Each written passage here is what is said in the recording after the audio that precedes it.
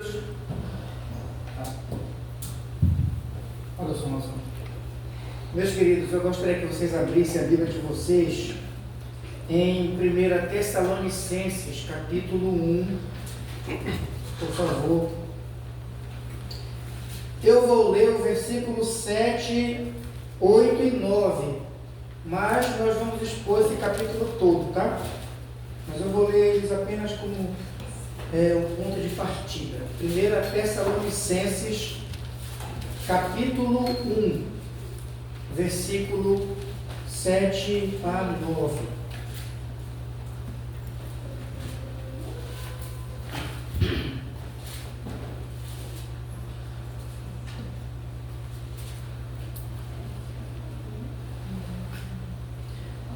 A palavra de Deus diz assim: de sorte que vos tornaste o modelo para todos os crentes na Macedônia e na Acaia, porque de vós repercutiu a palavra do Senhor não só na Macedônia e Acaia, mas também por toda parte se divulgou a vossa fé para com Deus, a tal ponto de não termos necessidade de acrescentar coisa alguma, pois eles mesmos, no tocante a vós, proclamam que repercussão teve o nosso ingresso no vosso meio, e como, deixando os ídolos, vos converteste a Deus, para servir o Deus vivo e verdadeiro.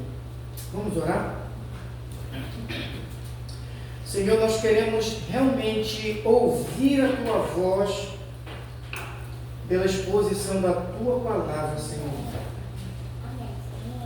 Fala conosco nessa noite pela Tua palavra, Senhor. Aquieta o nosso coração, dirige a nossa atenção para a Tua palavra e fala conosco, Senhor, na nossa consciência, no nosso coração, pela Tua palavra. Ensina-nos, confronta-nos, edifica-nos e nos dá esperança nessa noite. No nome do Senhor Jesus. Amém. A sociedade, meus irmãos, necessita de modelos, de referencial. Existe a necessidade de igrejas que sejam modelos para a sociedade, igrejas que sejam referencial, tanto para a sociedade quanto para outras igrejas que nos rodeiam. Igrejas que sejam conhecidas pelo testemunho que dão, que desfrutem de uma boa reputação, especialmente no nosso tempo em que muitas igrejas se envolvem em escândalos, se mundanizam, especialmente pelo surgimento e proliferação de falsas igrejas, falsos profetas. Esse tempo em que a sociedade se desestrutura e se desestabiliza, nesse tempo é necessário que igrejas relevantes, igrejas referenciais, se tornem modelos e impactam essa sociedade. A igreja dos Tessalonicenses, essa igreja na qual nós lemos o texto agora, foi uma igreja plantada pelo apóstolo Paulo na sua segunda viagem missionária, e era uma igreja recém-organizada, uma igreja nova, de novos convertidos, que diz aqui o versículo 7, ela se tornou um modelo de igreja, ela impactou a sociedade na qual ela estava e ela se tornou um referencial para todas as igrejas da Macedônia, na Acaia. Por toda parte se divulgou a fé que havia nessa igreja. Timóteo, quando ele visitou essa igreja, ele viu virtudes nessa igreja que fizeram dela uma igreja modelo, uma igreja referencial.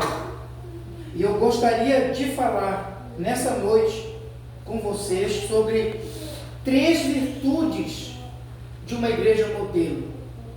Virtudes que caracterizam uma igreja como uma igreja modelo, uma igreja referencial. E com isso eu gostaria que nós, como igreja, nos sentíssemos empolgados a sermos uma igreja modelo, uma igreja referencial para essa sociedade e para outras igrejas que nos servem, que de repente precisem de um referencial assim. Então, nessa noite, eu gostaria de falar disso, de 3 virtudes de uma igreja modelo. Quais são essas virtudes?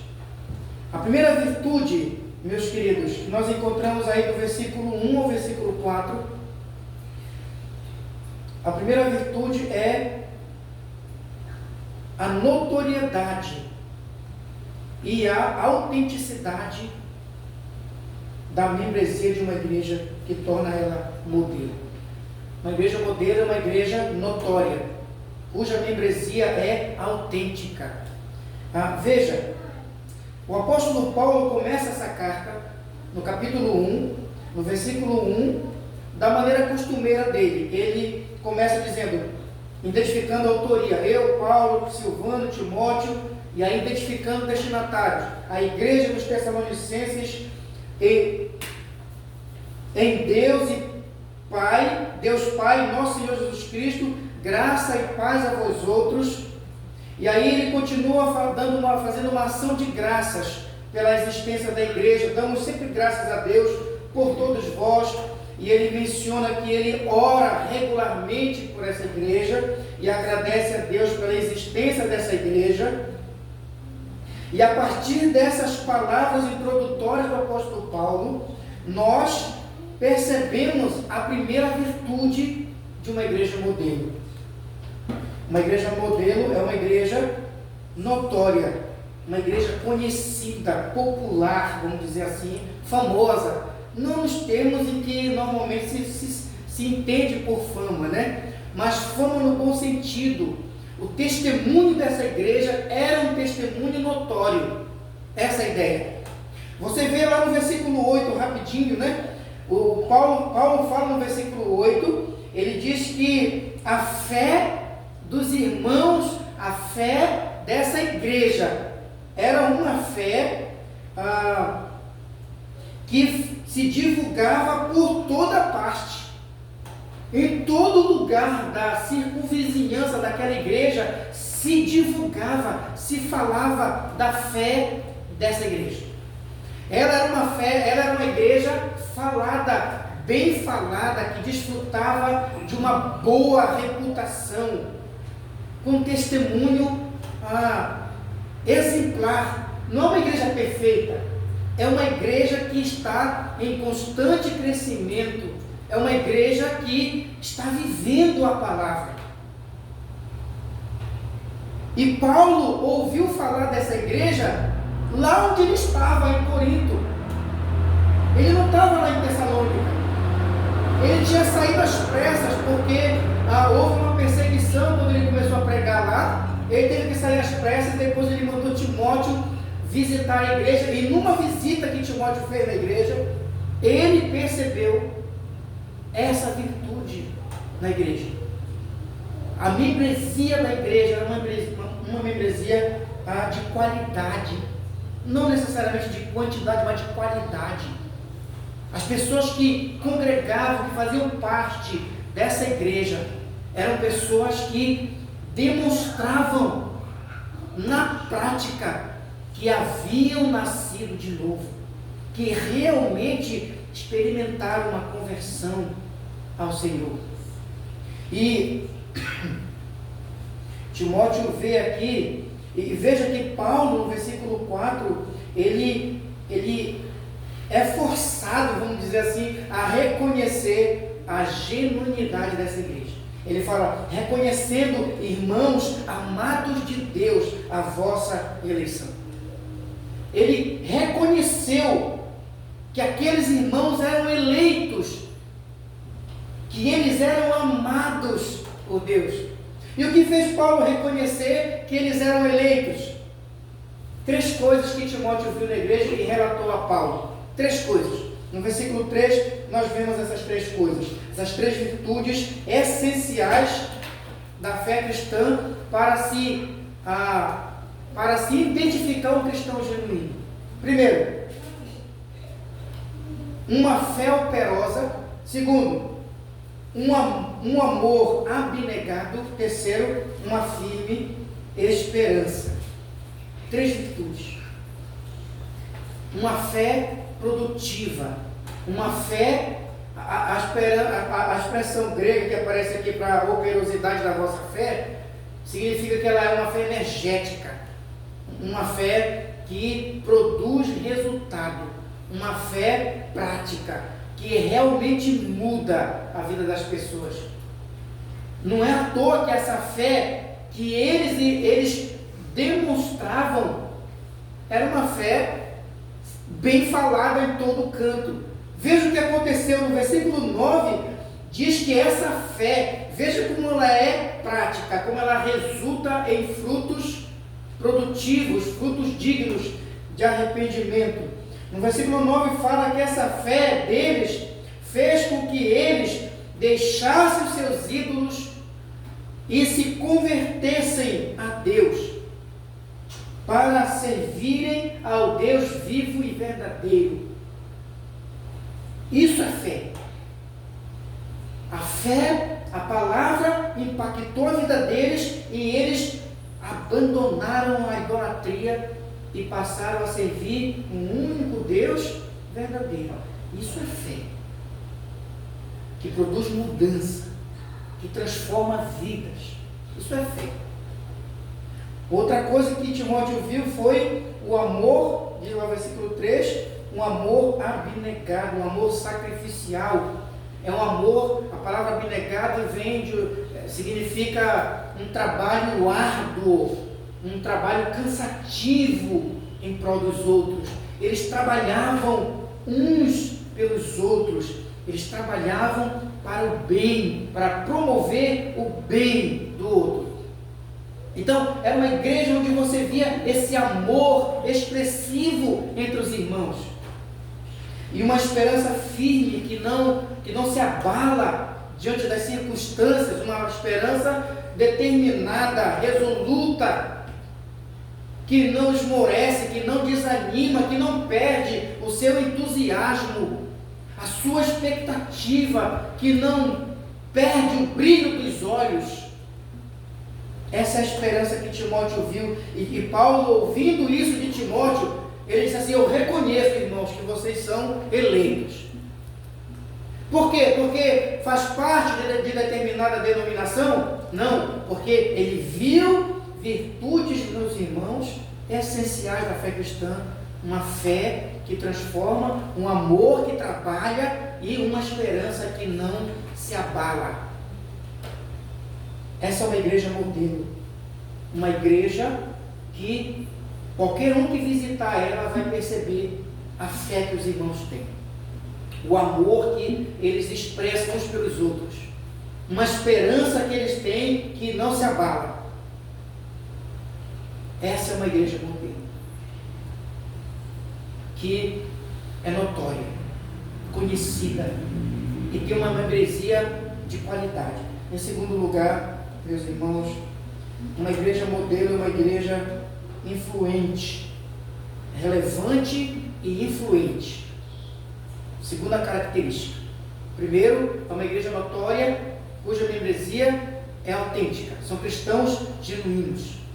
Segundo, é uma igreja relevante e influente. Essa igreja, a sua relevância está na maneira extraordinária como essa igreja foi plantada. Em primeiro lugar, no versículo 5 nos diz que ela foi plantada como resultado da exposição fiel da palavra de Deus. Se você depois quiser ler Atos capítulo 17, que é onde narra quando Paulo chegou em Tessalônica, ele pregou a palavra fielmente ali, e como resultado dessa pregação houve uma intensa operação do Espírito Santo ali na vida daquelas pessoas. Eu vejo às vezes o Ada orar aqui, né? Para que haja uma intensa manifestação do Espírito Santo. Nós precisamos disso, meus irmãos. Não somente na hora do culto, mas todos os dias. Foi essa intensa manifestação, operação do Espírito que provocou na consciência dessas pessoas o desejo de abandonar os seus deuses e se voltarem para Deus. Resultado dessa ação poderosa do Espírito, essa maneira extraordinária, poderosa como a igreja foi plantada, mostra a sua relevância. Ela não foi plantada de qualquer maneira. A palavra foi pregada, o Espírito Santo atuou e vidas foram transformadas. Pessoas foram libertas. A sua relevância também se vê no fato de essa igreja imitar bons exemplos e as pessoas serem boas receptoras da palavra. O versículo 6 nos diz que eles se tornaram imitadores de Cristo e dos apóstolos. Eles não imitam qualquer um não, viu? Eles imitaram nada mais, nada menos do que o próprio Cristo e os apóstolos. Eles imitam bons exemplos. E eles são bons receptores da palavra, não receptores no sentido de apenas escutar, mas receptores no sentido de acolher e de fornecer bons frutos como consequência da pregação. Também a sua relevância se vê, aliás, a sua influência se vê pelo fato deles se tornarem também modelos, uma igreja digna de ser imitada. Eles foram bons imitadores de bons exemplos. Agora, o apóstolo Paulo diz no versículo 7 que eles se tornaram modelo, eles se tornaram uma referência, eles se tornaram uma igreja digna de ser imitada. Não é uma igreja perfeita, mas uma igreja que você percebe que a palavra surte efeito na vida dessas pessoas. Elas não somente escutam, entra por aqui e sai por aqui. Não, elas deixam a palavra penetrar os seus corações e as suas consciências e a palavra muda as suas vidas. Também a sua influência se vê pelo fato de que essa igreja se tornou uma igreja propagadora do Evangelho. Veja o versículo 8, o texto diz que Paulo fala assim: porque de vós repercutiu a palavra do Senhor, não só na Macedônia e Acaia, mas por toda parte. Irmãos, essa igreja era uma agência de propagação do Evangelho. Dela, o Evangelho se espalhou pela Macedônia, pela Acaia, por toda parte. A partir dela, ela sendo o ponto de partida, ela se tornou uma agência que espalhou o Evangelho naquela região. Nisso você vê a influência dela.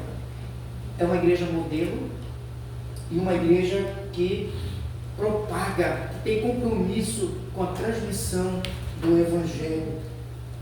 Meus irmãos. E por último, a terceira virtude de uma igreja modelo, primeiro, é uma igreja notória, uma igreja popular, cujo testemunho é evidente, cuja membresia é autêntica, são cristãos verdadeiros que congregam ali e são membros, né? Segundo, é uma igreja relevante e influente, ela impacta, ela influencia, ela espalha o Evangelho, ela é digna de ser imitada. E por último, é uma igreja esperançosa. É uma igreja esperançosa. 3 virtudes de uma igreja modelo: uma igreja notória, cuja membresia é autêntica, é uma igreja relevante e influente, e, por último, é uma igreja esperançosa. Veja que há uma relação entre o versículo 9 e o versículo 10 desse texto. O versículo 9 fala que eles, deixando os ídolos, se converteram a Deus para servirem o Deus vivo e verdadeiro. Aí o versículo 10 diz que eles fizeram isso para quê? Para aguardarem dos céus o Filho de Deus, a quem o Senhor ressuscitou dentre os mortos, Jesus, que nos livra da ira vindoura. Irmãos, eles largaram seus ídolos, não para viver à toa, mas para fazerem parte da igreja, e junto com a igreja, aguardarem, esperarem, e nisso está a esperança dessa igreja. É uma igreja que aguarda com expectativa, com brilho nos olhos, a volta do Senhor Jesus. O Senhor Jesus virá, diz o texto, e com a vinda dele virá também o derramamento da ira vindoura de Deus. O Senhor Jesus virá com dois propósitos: buscar sua igreja que o aguarda, que espera por ele, ansiosamente, com expectativa, mas também para derramar a ira sobre os pecadores impenitentes, aqueles que se recusaram se arrepender e se voltar para o Senhor. Meus queridos, uma igreja cujo testemunho e virtudes são notórios e expressivos, cujos membros demonstram pela fé que têm, pelo amor que há entre os membros e pela firme esperança que nutre nos seus corações, que são cristãos autênticos, uma igreja relevante, atuante, influente e propagadora do Evangelho, é uma igreja referencial e uma igreja que está pronta para impactar a sociedade na qual ela está. É uma igreja que serve de modelo para outras igrejas e de referência para uma sociedade decadente, desestabilizada, que carece de um referencial. Uma igreja assim, que vive de acordo com a palavra de Deus, é um farol de esperança para o mundo perdido em trevas. Uma igreja que vive de acordo com o Evangelho impacta a sociedade na qual ela está, promovendo valores como solidariedade, compaixão, justiça, ética. Uma igreja modelo assim, meus irmãos, é uma igreja que está pronta para oferecer esperança, suporte emocional, espiritual, bons relacionamentos, bem-estar. É uma igreja que pode proporcionar para essa sociedade um referencial para que essa sociedade se apoie, se sustente e pode servir de base para essa sociedade. Eu gostaria que você avaliasse hoje a sua vida, o seu coração, com sinceridade, com humildade. Essas virtudes que o apóstolo Paulo destaca aqui: fé, amor e esperança, são virtudes essenciais para um cristão autêntico. Você vê essas virtudes na sua vida? Você vê na sua vida essa fé que transforma, que muda, que liberta, uma fé prática, produtiva, que resulta em boas obras? Nós sabemos que a fé, nós somos justificados pela fé somente. Mas o Tiago diz que a fé sem obras é morta. A fé bíblica, a fé salvífica, ela se evidencia pelas obras. Você vê essa fé em você? Você vê esse amor em você, um amor altruísta, um amor que se expressa em trabalho, em serviço, em prol do bem-estar do outro. Você vê em você essa esperança inabalável que transpõe obstáculos, circunstâncias, dificuldades, tribulações, tentações, uma esperança que não desanima, que não se abala pelo tempo nem pelas circunstâncias.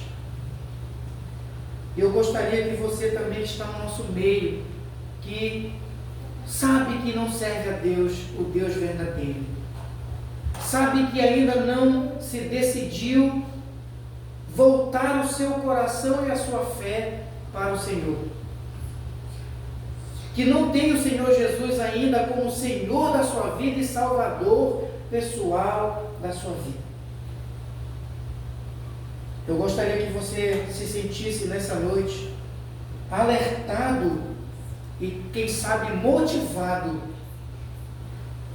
a voltar-se para o Senhor. Saiba que o Senhor Jesus está voltando e com Ele virá a ira vindoura. Todos aqueles que em vida ou até a sua volta se recusarem a se voltarem para Ele, de verdade, a expressarem, a colocarem a sua confiança e a sua esperança totalmente nele, receberão da parte dele ira. Ele vem buscar a sua igreja, mas ele vem também derramar ira sobre os pecadores impenitentes que não se arrependeram, que não se decidiram, que estão em cima do muro ou que estão em frieza espiritual e não se resolvem, não se decidam. Vivem inconstantes, não se firmam. Por último, eu gostaria de falar para nós nessa noite. Eu gostaria que essa palavra, ela fosse uma palavra que trouxesse para todos nós, de alguma forma, esperança. No sentido de que, se você ler toda a carta de Paulo aos Tessalonicenses, você vai ver que a ênfase da carta de Paulo aos Tessalonicenses é a volta do Senhor Jesus.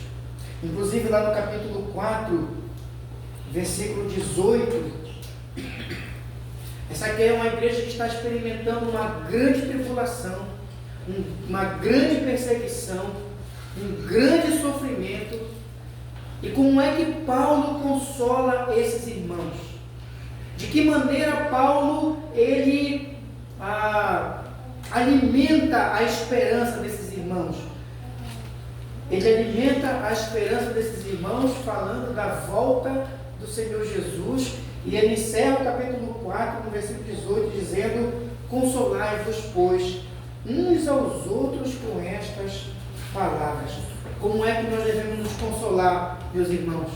Não é dizendo que você não vai sofrer enquanto vivo aqui. Não é dizendo que a vida é só flores. Não é dizendo que é só vitória, é só prosperidade. É dizendo que o Senhor Jesus voltará para nos buscar. É dizendo que o Senhor Jesus um dia virá. E isso deve ser o que deve despertar e alimentar a nossa esperança.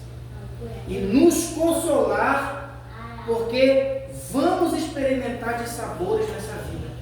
Vamos experimentar sofrimentos, ainda iremos chorar muito, experimentaremos desertos, tristezas, oposições, vezes em que a nossa fé será desafiada. E em todos esses momentos, meus irmãos, que a nossa esperança seja com respeito à volta do Senhor Jesus. E que a nossa oração diária seja: Maranata, ora vem, Senhor Jesus. Irmãos, o nosso maior desejo deve ser que o Senhor Jesus volte logo. E a nossa oração deve ser essa: Maranata, ora vem, Senhor Jesus. Vamos orar, meus irmãos, e que você faça dessa pregação sua oração diária. Venha, Senhor Jesus, nos buscar. Venha nos buscar, Senhor. Obrigado pela sua palavra, Senhor. E nossa oração nessa noite é essa: diante de tantos desafios, tantas lutas, tantas dificuldades, tantos dissabores, tantos desertos, todos nós experimentamos, meus irmãos experimentam, Senhor, lutas, sofrimentos diversos, muitas vezes choramos, mas a nossa esperança, Senhor, não está aqui nessa terra, não está aqui nessa vida, não está em nada aqui nesse mundo. A nossa esperança está no Senhor.